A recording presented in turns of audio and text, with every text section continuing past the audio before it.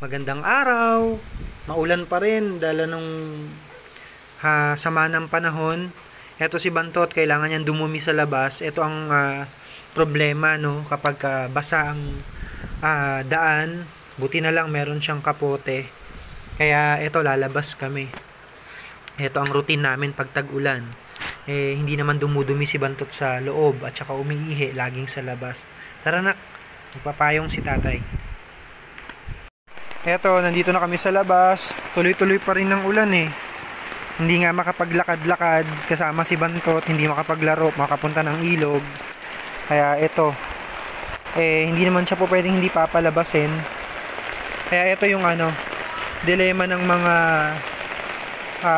fur babies owner na hindi sanay dumumi sa labas, sa loob ng bahay, at saka umihi sa loob ng bahay yung mga aso nila. Ito ang nagiging challenging part, sabi nga. Buti na lang nabilhan ni nanay si Bantot ng kapote, umulan man na malakas. At saka nakaschedule din kasi si Bantot ngayon na maligo. Maliligo kami mamaya. Pagkatapos ko siyang padumihin, diretso na siya sa banyo. Kasi although nakakapote siya, syempre marami pa rin siyang makukuhang mga putik. Mababasa yung tiyan niya, kaya maliligo siya pagkatapos. Dun tayo. Ang mahirap dito kay Pogi, naghahanap pa ng spot. Eto, sa mga hams siya madalas dumudumi. Sige nak, dumi na. Hawak ni tata yung payong, nakatali dito yung diskarte na lang talaga. Tapos eto, hawak ko yung dustpan. Kasi kahit na maulan, dapat may dala pa rin tayong dustpan. Ayaw natin magkalat yung dumi.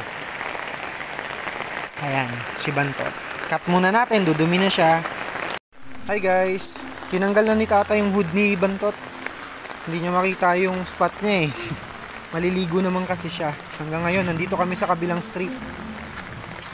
Ayan na, nakaumbok na yung puwet. Malapit na to. Eto guys, pauwi na kami. Success, si Bingo, nakadumi na. Kahirapan talaga pag umuulan. Hindi niya agad-agad nakikita yung spot niya. Kaya ito, san tatay? Tatay, good boy. Nabasa na rin siya kasi yung hood niya, tinanggal ko na. Ang tagal namin paikot-ikot. Hindi niya masyado makita yung daan. Maliligo naman kasi siya. Sabay kami actually maliligo. Yan. Pauwi na kami. Ayan pa rin ang ulan. Di tuloy kami makapasyal. Pogi! Pogi!